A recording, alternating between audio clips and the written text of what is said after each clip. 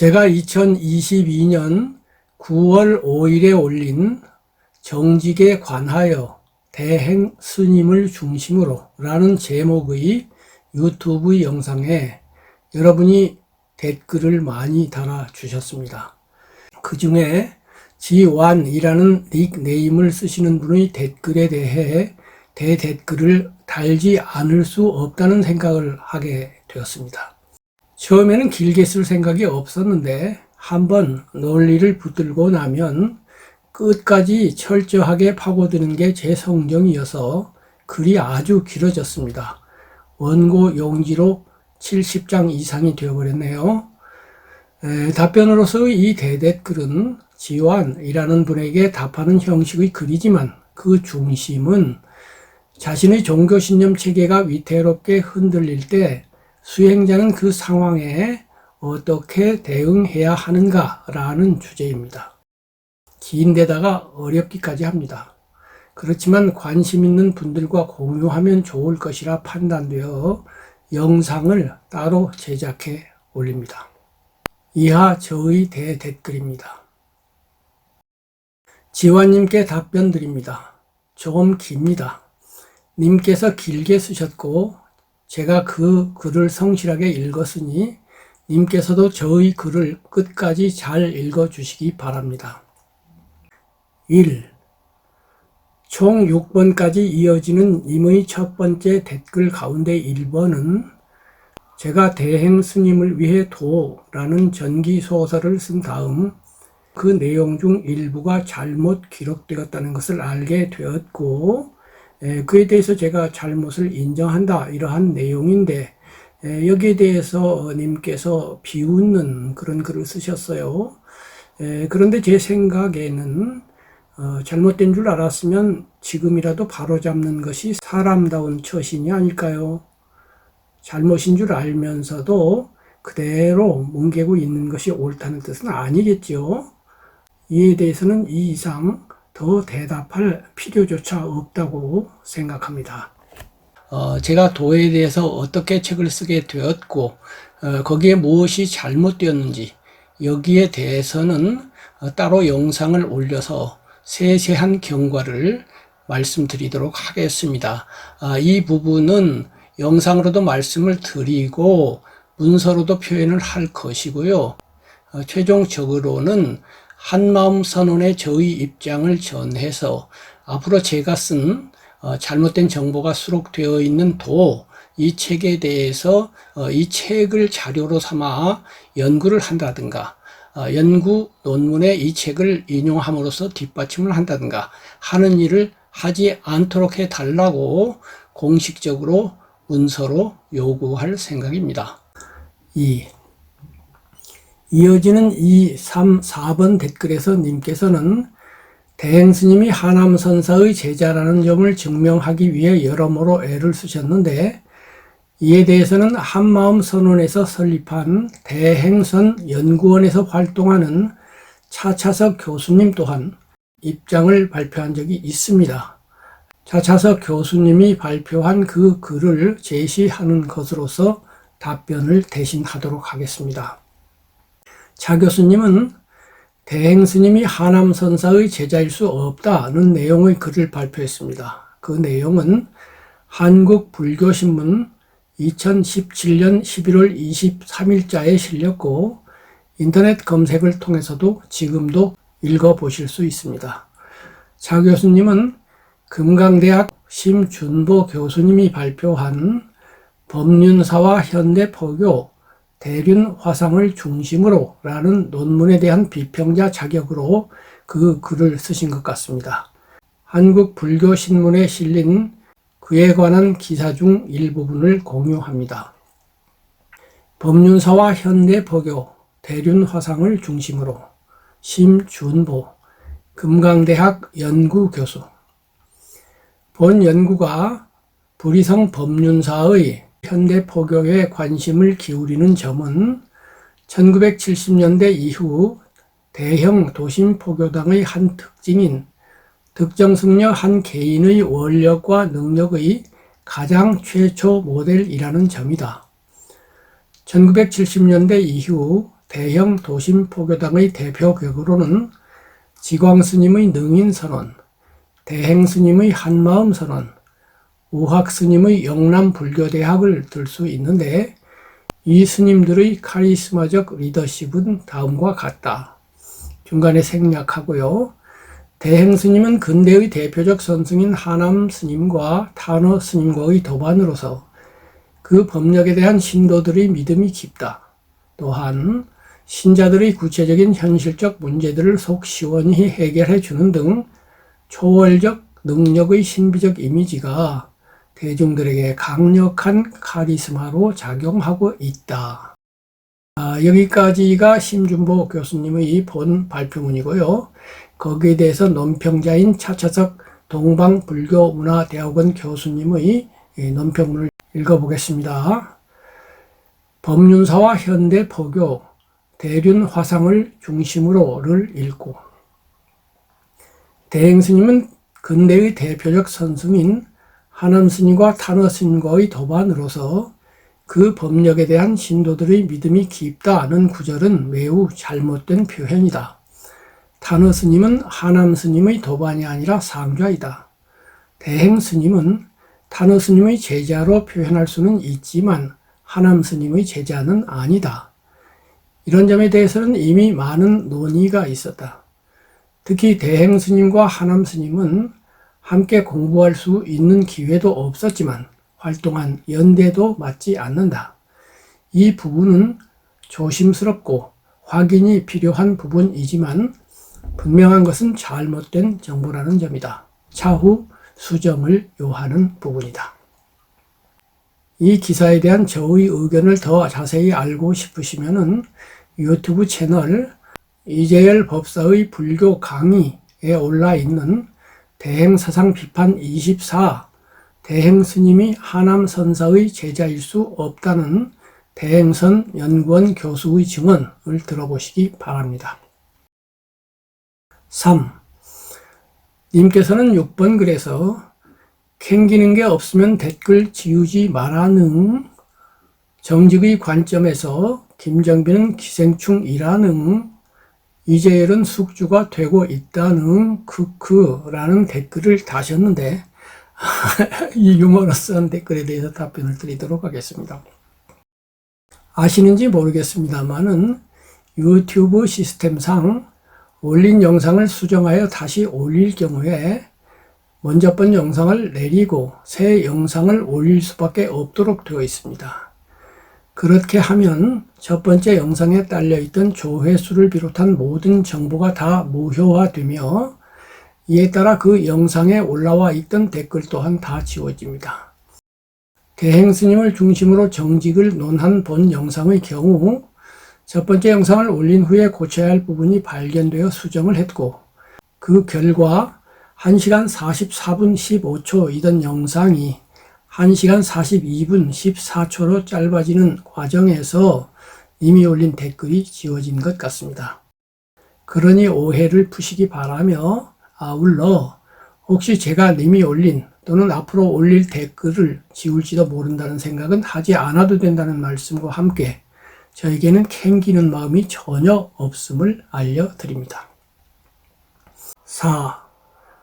님께서는 5번 글에서 정빈군은 오늘도 재열군의 피를 열심히 빨던데 재열군 제 명에 못 살면 당신 탓이요. 정말 가여운 재열군 눈물이 다 난다는 정빈군 태생이 기생충이야 라고 하셨고 아주 유머러스합니다. 두 번째 댓글에서는 좀 심각해요. 말투가 좀 험해졌습니다. 주저리 떠들면서 글쓰기 강의까지 해줘야겠냐? 너 바보냐? 대학생들한테도 이빨이나 까다 왔냐? 한마음 요전히 왜곡이라는 당신들의 엉터리에 땡굴거리다가 배꼽 잡고 웃을 일이 한두 가지가 아니다야. 쭉정이나 주워 먹으려고 떼거리로 몰려다니는 기회주의자들. 담생의 두꺼비 재열군과 기생충 정빈이가 만나 결혼해서 두꺼비 생충이 자식을 낳아 키워줬으면 하는 간곡한 바람이어용. 등등 여러 말씀을 하셨는데 이에 대해 답변 드리겠습니다. 저는 제가 이재열 법사님의 피를 빤다는 게 무슨 뜻인지 모르겠습니다. 제가 전반적으로 느끼는 것은 님의 저에 대한 그리고 이재열 법사님에 대한 분노입니다. 거부입니다. 그래서 님의 거부와 분노에 대한 나아가 종교 신념 체계가 흔들리는 사람들이 느끼는 이성적, 감정적 대응에 대한 저의 의견을 말씀드리는 것으로서 5번 댓글과 여러 가지 그 비난의 말씀에 대한 답변을 대신하도록 하겠습니다. 먼저 제가 님의 마음을 충분히 이해한다는 말씀을 드리고 싶습니다. 님께서는 저의 이 영상에 의해 자신의 종교 신념 체계가 위태로워진 것으로 보입니다. 제 말에 부정하기 어려운 논리적 힘이 있다 보니 그렇게 된 것일 테지요.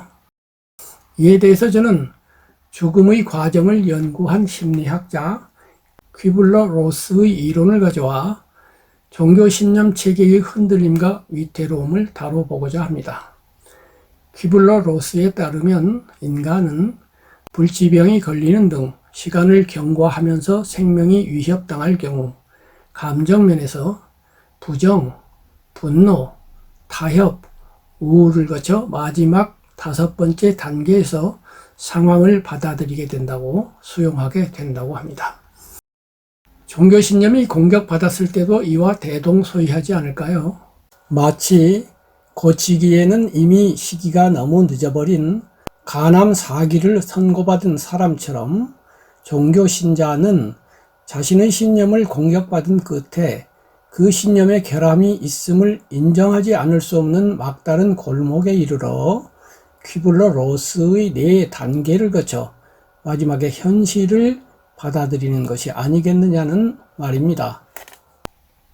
물론 이 경우는 신체적 생존이 아니라 정신적 생존, 즉 종교적 신념은 정신의 생존과 같은 것이니까요. 정신적 생존을 위협받는 것이기 때문에 현실에 눈 감을 수도 있고 비논리적인 이론으로 대충 유야무야 얼버무릴 수도 있고 어떻게든 뜯어맞추는 합리화를 할 수도 있으며 이른바 정신승리라는 것을 할 수도 있을 것입니다. 저는 이미 이 점과 관련하여 자신의 심리를 잘 분석해 보시기를 권해드립니다. 이 지점에서 어쩔 수 없이 퀴블러 로스의 5단계를 거쳐서 대행 사상에서 빠져나온 비구니 스님들 몇 분 이야기를 영상에서도 대행 스님이 말년에 치매를 앓으신 이야기를 했습니다만 그것과 관련되는 이야기예요. 그 이야기를 다시 해야겠네요. 그분들은 20여 년 전에 한마음선언에서 나왔는데 그분들 중 2분은 제가 쓴 대행 스님 관련 책을 읽고 찾아와 신자가 되었다가 마침내 출가를 하신 분들이고 아마 나머지 4분도 그러리라고 생각을 합니다. 그런데 그 2분은 저와 직접 인연이 있고 직접 보았던 분들이다 이러한 말입니다. 그런데 그분들은 대행 스님의 마지막 모습을 보면서 신심을 잃었어요. 대행 스님 평소에 잘 수행한 도인은 자신의 몸을 가장 먼저 제도해야 한다고 말씀하셨었죠. 그러면서 근대 고승들 중에 병고를 앓았던 분들을 호되게 비판하곤 하셨습니다. 그런데 막상 자기 자신부터 연세가 드시면서 무릎 관절을 쓰지 못하게 되는 등의 여러 가지 병고를 앓으신 끝에 마지막에는 치매에 걸리셨습니다. 님은 이 점을 어떻게 생각하시나요? 그 비구니 스님들의 전언에 따르면 대행 스님은 치매를 앓자 예전의 카리스마가 흔적조차 찾아볼 수 없게 되어 평범하기 그지없는 일반적인 할머니로 변했다고 합니다. 그런 노인으로서 대행 스님은 불법이니 주인공 도리니 하는 등의 법문은 단 한마디도 한 적이 없었답니다.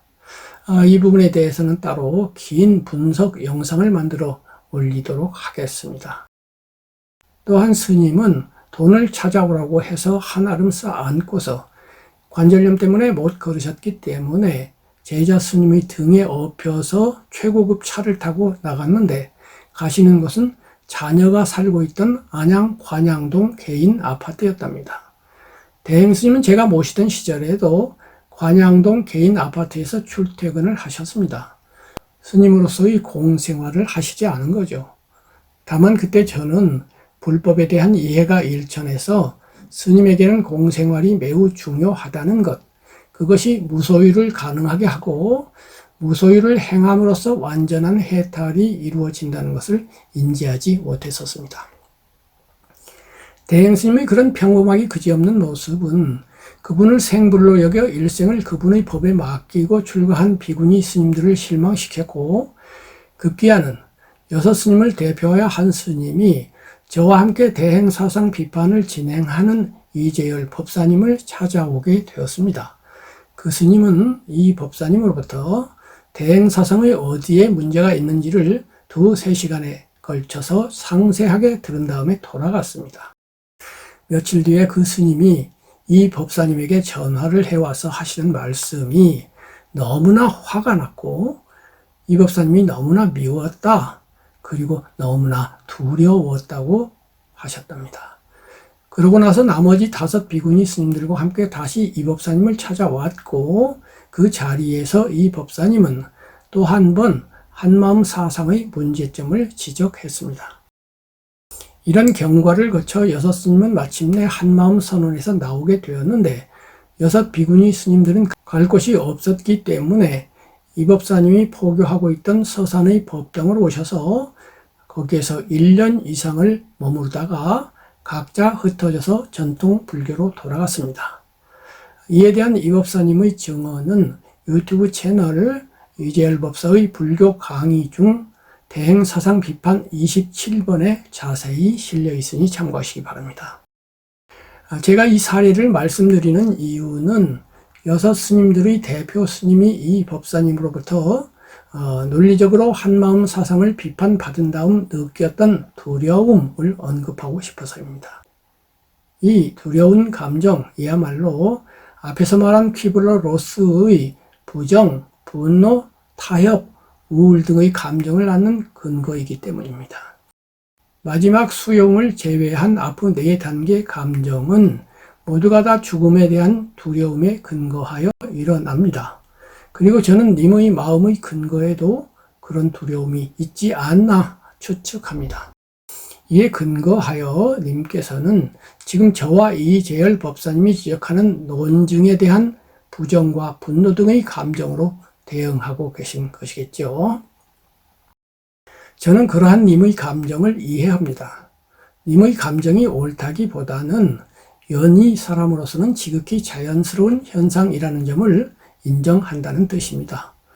그렇다면 저는 어떨까요?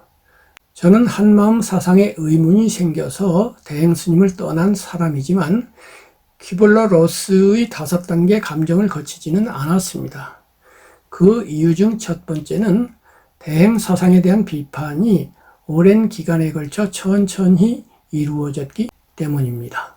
비유하면 저는 6달 뒤에 죽으리라 라는 암 판정을 받은 것이 아니라 수십 년 후에 너는 노인이 되리라 라는 예언 아닌 예언을 들은 사람과 비슷했다고 할 수 있겠습니다.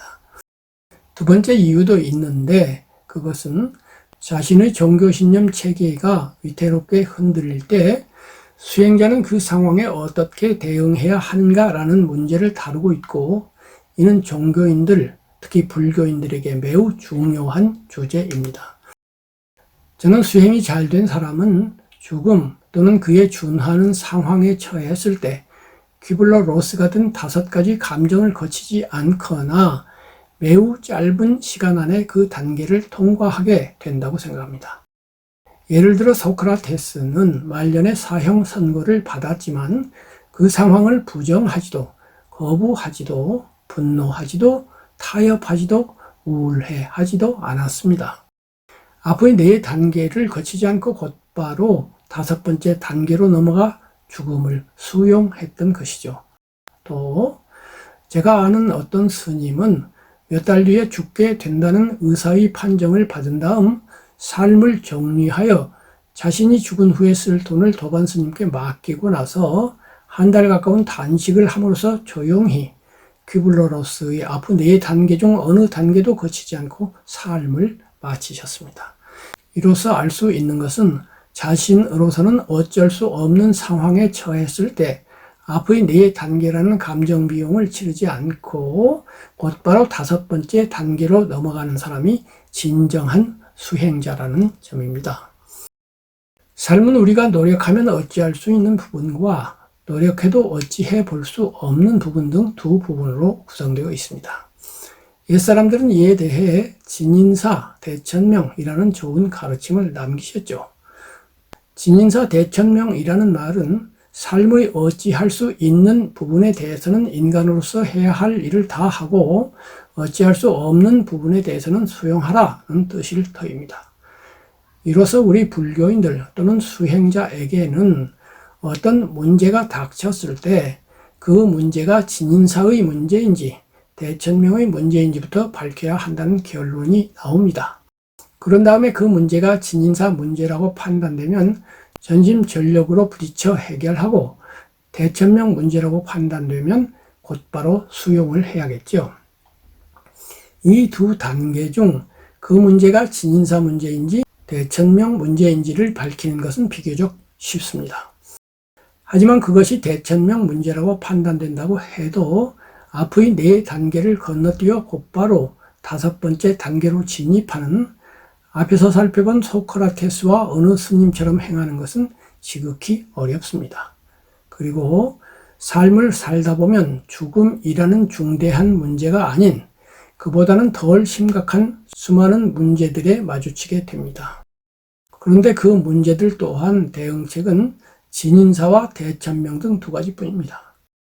예를 들어 중병에 걸린다든가 사고를 당해 신체의 일부를 훼손당한다든가 재산을 전부 또는 절반 정도 잃는다든가 사랑하는 사람이 떠난다든가 직장을 잃는다든가 지금 님이 처해 있는 것으로 보이는 종교 신념 체계가 뿌리로부터 흔들린다든가 그래서 붕괴 직전으로 몰린다든가 하는 일을 만날 수가 있는데 이들 문제는 절반의 죽음이라고 불러도 좋을 만큼 심대한 문제가 아닐 수 없습니다.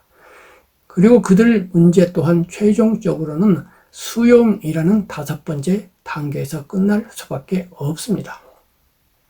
제가 드리고 싶은 말씀의 요점은 훌륭한 불교인, 부처님의 말씀에 따라 수행을 잘한 분은 그런 문제에 봉착했을 때 전부 또는 일부의 면에서 앞에서 든 소크라테스와 같은 모습을 보이게 된다는 것입니다. 앞의 4단계 중 하나, 둘을 건너뛸 수도 있고 연히 사람은 1년이 걸려서 도달하는 5번째 단계를 한두 달 만에 도달할 수도 있는 것입니다.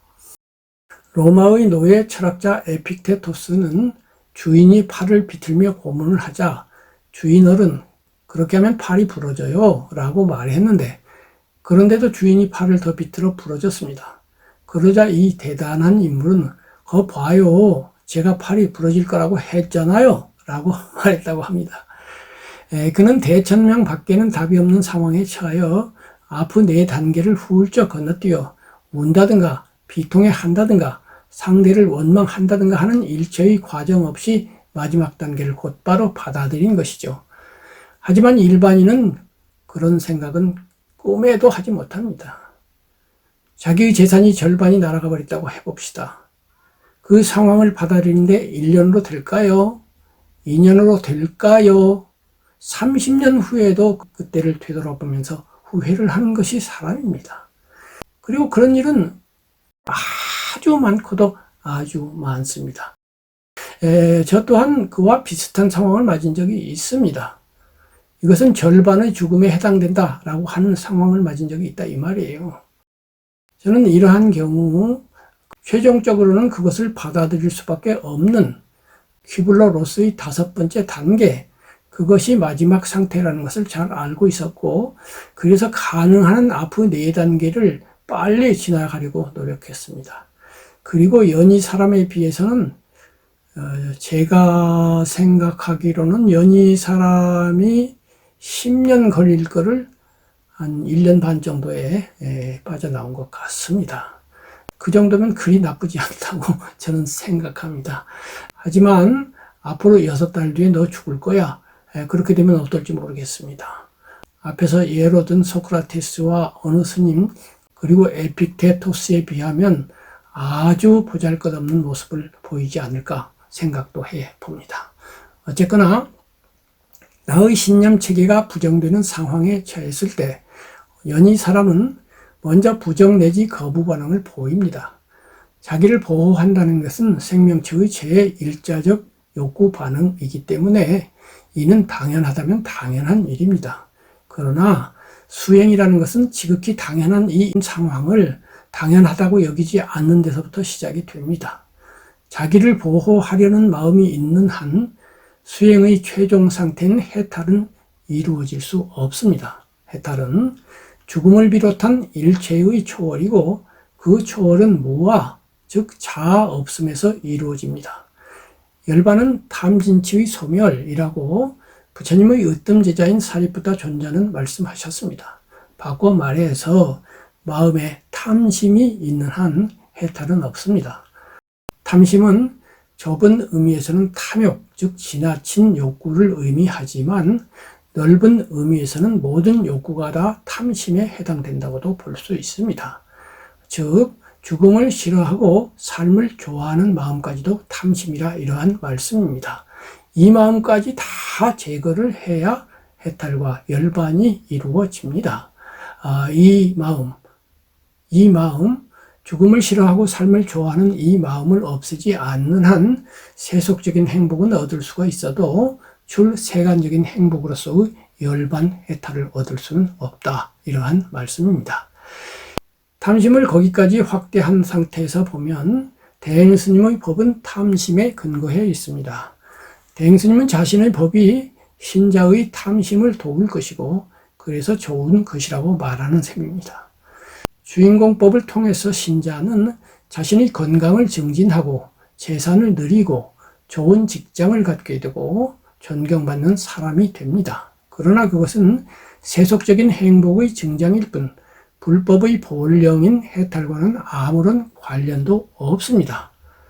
부처님께서는 어느 때 마왕 파순으로부터 내가 그대를 천상천하를 주름잡는 전륜 성왕이 되게 해주겠다. 어떻게 생각하느냐라는 질문을 받은 적이 있습니다. 그에 대해서 부처님께서는 나는 그딴 것 관심 없다 라고 거부를 하면서 전륜 성왕이 아닌 붓다의 길을 가겠다고 말씀하셨습니다. 이때 전륜 성왕이 지금 대행스님이 설하고 있는 주인공법을 통해서 얻을 수 있는 모든 것을 얻은 사람입니다. 권력도 있죠. 돈도 있죠. 명예도 있죠. 심지어는 성인이기까지 합니다. 하지만 그런 전륜 성왕이라고 해도 붓다보다는 비교할 수 없을 만큼 낮은 세속 차원의 성인에 불과합니다. 진정한 의미의 성인조차 아닙니다. 초기 불교에서 성인은 깨달음의 4단계인 수다원, 사다함, 아나함, 아라한 등 4단계의 깨달음을 얻으신 분을 의미하는데 전륜성왕은 그중 첫 번째 단계에도 이르지 못한 세속인인 것입니다. 그런데 하물며 주인공법을 통해서 그런 세속적인 행복조차도 누릴 수 없습니다. 그것은 환상이거나 자기 변명이거나 자기 합리화이거나 어거지로 뜯어 맞춰서 그렇게 대행법을 통해서 세속적인 이익을 얻었다고 생각하는 것이지 그 법이 보통 사람에게 세속적인 행복 또는 소유를 증정시켜 주지는 않습니다. 그렇다면 대체 이 법은 무엇이겠습니까? 이 부분에 대해서도 따로 영상을 만들어 올리도록 하겠습니다. 나가 있는 한 문제는 영원히 없어지지 않습니다. 달리 말해서 삶의 모든 문제는 나라는 판 위에 얹혀져 있는 장난감들입니다. 새 장난감을 가져온다든가 기존의 장난감을 이리저리 옮기는 것은 지역 말단 해결책으로서의 세속적인 방법이고 나라는 판 자체를 없애버리는 것은 근본 해결책으로서의 줄세간적인 방법입니다. 이 논리에서 볼 때 타 종교인들이 설령 천국에 간다고 해도 그들에게는 나가 있을 것이고, 그래서 그들의 행복은 완전할 수 없으리라고 예상이 됩니다. 또한 나를 부정하는 대신 참나, 진화, 얼라, 주인공, 영혼, 이데아, 본질, 실체, 근본자리 등을 제시하는 다른 이론들에서의 참나와 근본자리까지의 모든 것들은 이름만 아름답게 바꾸었을 뿐, 그 역시 나는 나이기 때문에 불교가 목표 삼는 무아로서의 해탈과 열반에는 끝내 이룰 수 없는 그러한 개념들입니다. 이에 대해서도 따로 자세한 토론을 해서 영상을 만들어 올리도록 하겠습니다. 앞에서 말씀드린 모든 문제는 나라는 판 위에 놓여 있다라는 논리에 입각하여 불교는 나를 부정하는 우화를 말하게 됩니다. 부처님께서 고구정령 설하신 연기법과 온 12처 18개, 즉 온처계, 이것과 삼법인, 그리고 대승불교가 강조하는 공사상 또한 모든 고통의 근거로서의 나를 부정하기 위한 것이다, 이러한 말씀입니다. 만일 어떤 사람에게 무아의 이법이 철저하게 받아들여진다면 그 사람에게는 두려움이 없을 수밖에 없습니다. 나라는 판이 없는데 어떻게 그 판 위에서만 설 수 있는 두려움이 있을 수 있겠습니까? 나를 보호하려는 마음에서 두려움이 생기는데 나가 없는 그에게 어떻게 두려움이 있을 수 있겠습니까? 저는 반야심경이 말하는 무유공포가 이렇게 성취된다고 생각합니다. 아시다시피 반야심경은 공을 말하고 있고 공은 연기와 무아의 다른 이름입니다. 즉 연기와 무아에 통달하게 되면 무유공포가 됩니다. 나가 없어지기 때문이지요. 처음으로 돌아와 지금 말씀드린 이치에서 볼 때 나의 종교신념 체계를 위협하는 상황은 나를 수행하게 하는 좋은 인연으로 이용될 수 있습니다. 그 상황을 이용하여 우리는 그토록 소중히 여기는 나가 정말로 있는 것인지, 나는 보호되어야만 한다는 생각이 응당한 것인지를 점검할 수 있고, 그럼으로써 우리는 보다 더 심오한 불교인으로 성장해 나아갈 수 있습니다. 그리고 이 점은 종교 신념만이 아니라 모든 신념에 대해서도 그럽니다. 그 점을 잘 아는 사람으로서 저는 저의 신념 체계를 지키기 위해 애쓰지 않았습니다. 저는 저의 신념 체계를 지키는 입장이 아니라 저의 신념 체계를 법에 알맞도록 하려는 입장을 유지하려고 애써 왔습니다. 영국 여왕 소유의 큰 배 브리테니커호가 안개 속을 항해하고 있었습니다. 앞에 뽀얀 안개 등이 나타나자 선장이 외쳤습니다. 여기는 위대하고 신성한 브리테니커호다. 하지만 안개등은 움직이지 않았습니다. 선장이 다시 외쳤습니다. 안 비키면 너는 깨어질 것이다. 마지막으로 경고한다. 여기는 위대한 브리테니커호다. 그러자 안개등 쪽에서 대답이 흘러나왔습니다. 미안하지만 나는 거룩하지도 위대하지도 않은 평범한 등대이다. 비켜야 하는 쪽은 움직이지 않는 등대가 아니라 움직일 수 있는 브리테니커호입니다. 같은 의미에서 변해야 하는 것은 잘못되어 있는 나 또는 나의 견해이지 불변하는 진리 또는 법이 아닙니다. 3 곱하기 3의 답은 9이고 이것이 구구단의 법입니다. 그런데 여기에 만일 그 답을 8이라고 잘못 아는 그런 신념을 가진 사람이 있다고 합시다. 그에게 수학 선생이 당신의 신념은 틀렸어. 그 답은 8이 아니라 9요. 라고 말하면서 그의 신념을 위협한다고 했을 때 그는 기존의 신념을 유지하려고 애써야 할까요? 아니면 퀴블러 로스의 4단계를 건너뛰어 곧바로 5번째로 나아가 수용해야 할까요? 제론의 여지 없이 그는 3에 3을 곱하면 9가 된다는 법을 받아들여야만 합니다. 이 논의를 통해서 우리는 자신의 잘못을 지적해주는 사람에게 부정 감정을 품을 것이 아니라 오히려 고마워해야 한다는 것을 알 수 있습니다. 자신의 옷에 묻은 티를 털어주면 고맙다고 하는 사람도 자신의 정신적인 잘못을 지적해주면 화를 냅니다. 하지만 좋은 수행인은 그런 경우에 고마워합니다. 그는 나를 해치는 사람이 아니라 나를 돕는 사람인 것입니다. 논어에 따르면 공자님의 제자 자로는 자신의 잘못을 지적해주는 사람을 만나면 수레에서 내려 절을 했다고 합니다. 공자님 또한 자신의 잘못을 지적당한 다음 나는 참으로 다행하구나. 잘못을 행하면 누군가가 알려주니까 라고 말씀하셨습니다. 저의 이 말이 자칫 제가 제법 수행을 잘 하고 있는 사람이라는 뜻으로 들리지 않기를 바랍니다. 저 또한 지적을 당하면 앞으로 4단계를 거치는 사람에 불과합니다. 다만 앞에서 이야기한 것처럼 연히 사람보다는 짧은 기간에 4단계를 빠져나오기는 합니다. 저는 그런 정도 사람입니다. 그 점에서 볼 때 현재 한마음 선언과 관련되어 있는 스님들은 한마음법을 철저하게 믿는 제1그룹 충성그룹과 한마음법을 믿지 않는 제2그룹 부정그룹 등 2그룹으로 구성되어 있다고 생각을 합니다. 그중 제2그룹 스님들은 앞에서 본 비구니 스님들처럼 한마음 선언을 떠났습니다. 저는 스님이 아닙니다만 그렇게 떠난 사람 중 한 사람이죠. 그렇다면 현재 한마음 선언에 남아있는 스님들은 모두가 다 한마음법을 철저하게 믿고 있을까요? 저는 그렇지 않다고 생각합니다. 그 점을 저는 지난달에 한마음 선언을 방문했을 때 느낀 바가 있습니다. 그때 저는 대행스님 열반 10주기를 맞아 한마음 선언 본원에서 행해진 세미나에 참석을 했는데 행사가 시작되자마자 찬불가가 불려졌습니다. 그런데 제 귀에 들려오는 찬불가 소리는 거의 모기 소리나 마찬가지였습니다. 과연 찬불가를 부르는 스님들, 관련 교수님들, 그리고 신자님들에게 한마음법에 대한 철저한 신심이 있었다면 그런 미미한 찬불가 소리가 나왔을까요? 그때 자기가 가진 목소리를 다해서 찬불가를 부른 사람은 수십 명 참석자 중에 저 한 사람뿐이었습니다.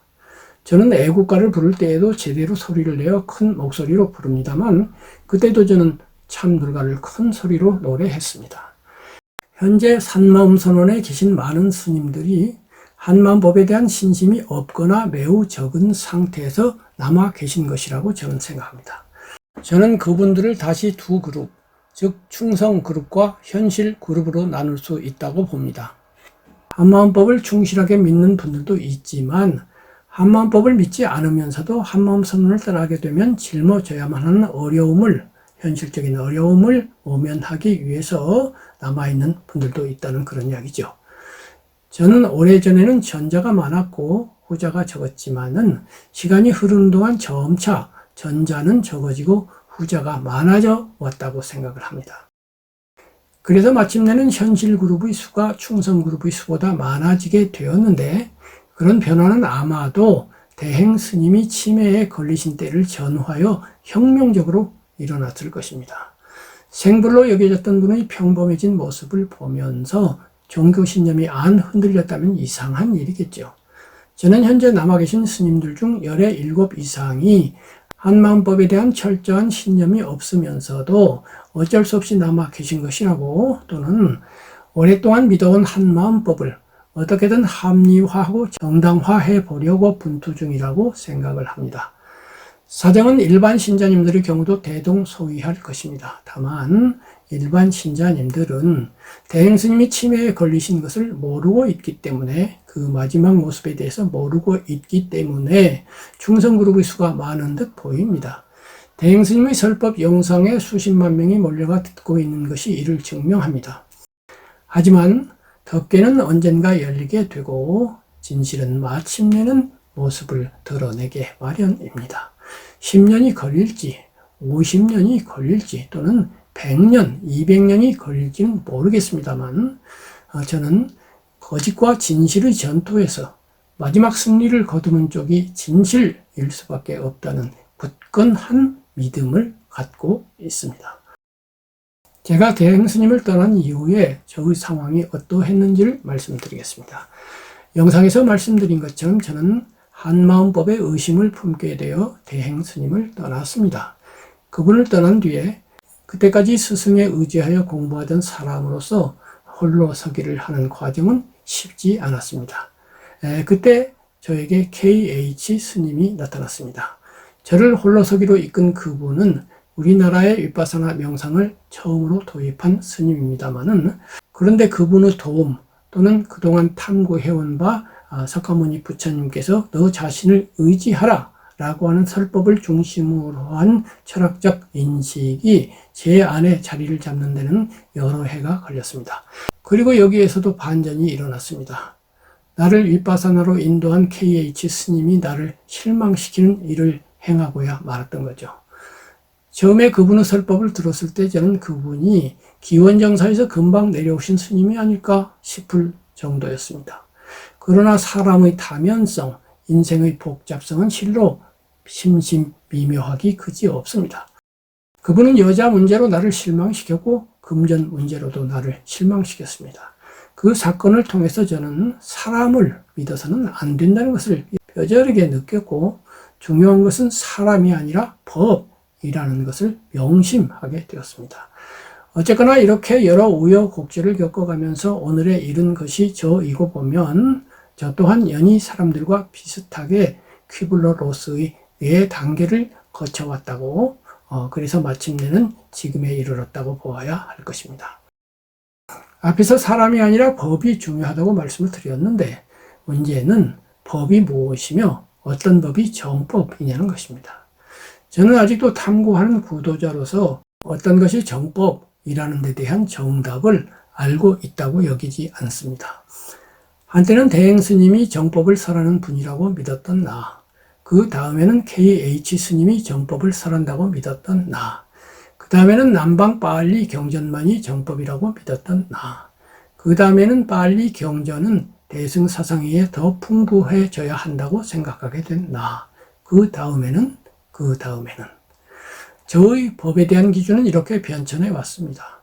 이를 바탕 삼아 저는 지금 이미 제가 예전에 그랬던 것처럼 사상적인 발전의 과정을 한 단계 지나고 있다고 생각을 합니다. 제가 마지막으로 드리고 싶은 말씀은 영상에서도 언급했듯이 우리는 부족한 자로서의 겸손한 마음으로 남의 비판을 받아들이고, 혹 나도 모르는 사이에 내가 나를 속이는 것은 아닌지를 점검해 가면서 성실하게 나아가야 한다는 것입니다. 앞에서 언급한 두려움의 극복은 석가모니, 예수와 같은 절대의식으로서만 이루어지는 것이 아닙니다. 성실하고 겸허하게 자신을 점검하며 나아간 소크라테스와 공자의 길 또한 두려움을 극복하는 위대한 길입니다.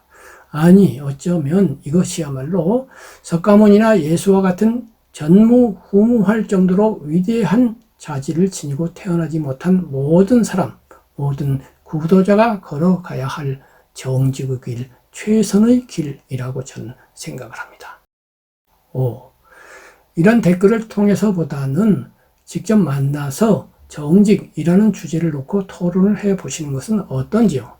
저로서는 언제나 환영합니다. 단, 만나서 토론을 할 경우에 토론 내용을 녹음해도 되며, 그렇게 해서 얻은 자료를 녹음 상태 및 문서나 영상으로 재정리해서 공개를 해도 좋다는 내용을 문서상으로 엄정하게 동의해 주시기 바랍니다. 저는 그 토론을 통해 님의 주장을 논파하려고 애써 보겠습니다만, 그건 못지않게 저의 의견에 혹 결함은 없는지를 점검하는 일 또한 중요하다고 생각을 합니다. 마지막으로 님께서 하시는 모든 일이 순조롭기를, 몸은 건강하고 마음은 평화롭기를 기원합니다. 감사합니다.